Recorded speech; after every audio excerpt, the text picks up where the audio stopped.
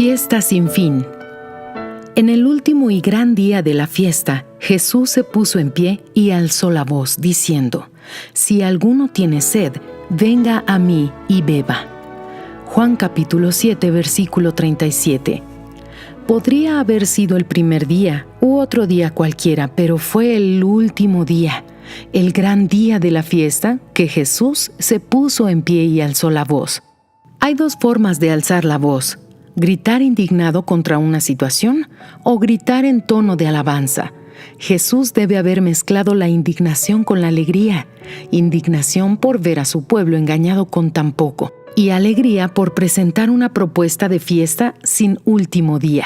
Al alzar la voz diciendo: si alguno tiene sed, venga a mí y beba, Jesús estaba diciendo: si alguien quiere algo para que lo haga feliz para siempre, venga a mí.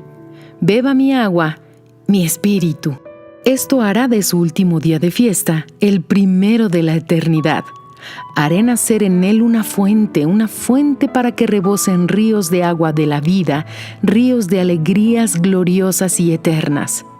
¿Quiénes son los invitados? ¿Los nobles? ¿Los grandes?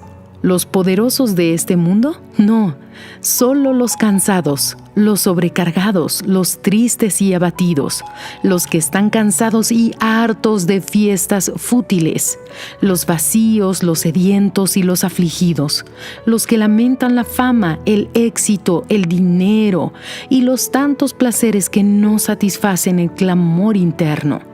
Beba del agua de Jesús y reciba vida nueva. El Espíritu Santo lo envuelve a usted ahora, y se gozará vuestro corazón, y nadie os quitará vuestro gozo. Juan capítulo 16, versículo 22.